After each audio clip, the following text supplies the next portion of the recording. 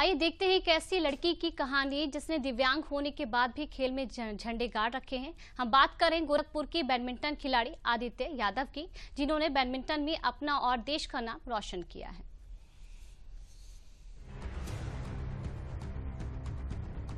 हौसले और इच्छा शक्ति अगर मजबूत है तो सफलता आपके कदम चूमेगी, चाहे आप किसी भी चुनौती से जूझ रहे हो। ऐसा ही कर दिखाया गोरखपुर की रहने वाली आदित्य यादव ने। आदित्य ने अपनी दिव्यांगता को अपनी बाधा साबित होने नहीं दिया, बैडमिंटन को अपनी राह चुना और निकल पड़ी सफलता की मंजिल पर। देश विदेश में अपनी प्रतिभा का लोहा मनवाया और अब वो किसी पहचान की मोहताज नहीं। आदित्य कहती है कि पीएम मोदी से उनकी मुलाकात उनके लिए एक अद्भुत क्षण था।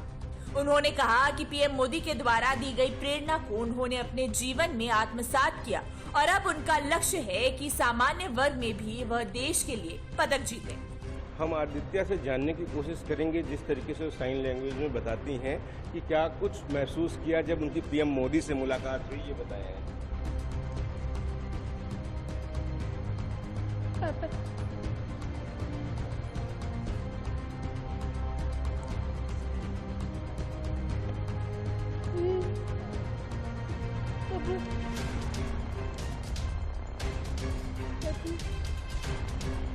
ये बोल रही हैं कि पीएम सर ने बोला कि और भी मेहनत करो, जिससे कि आगे आने वाले में इंडिविजुअल में भी गोल्ड मेडल लेके आओ।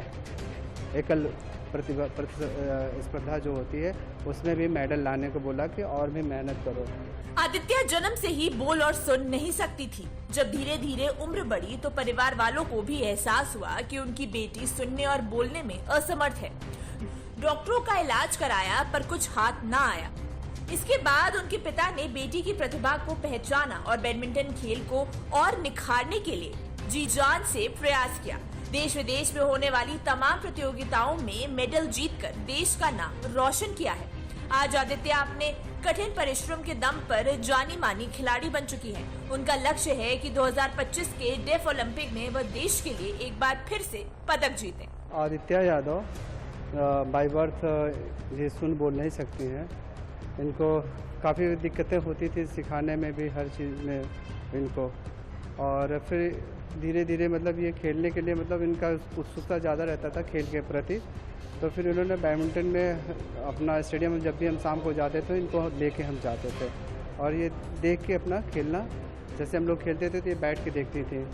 और फिर इनको धीरे धीरे मैंने रैकेट पकड़ाना शुरू किया और फिर इन्होंने खेलना स्टार्ट कर दिया था। अभी आगामी 1 से 8 दिसंबर कुआलालंपुर में एशिया पैसिफिक है और इससे पहले इन्होंने ओलंपिक में टीम चैंपियनशिप में गोल्ड मेडल जीता है और वर्ल्ड चैंपियनशिप में 2 गोल्ड 2 सिल्वर और 1 कांस्य, और एशिया पैसिफिक में भी 2 गोल्ड 2 सिल्वर और 1 कांस्य। इन्होंने कुल इंटरनेशनल मेडल पे 11 मेडल इन्होंने अर्जित किया है।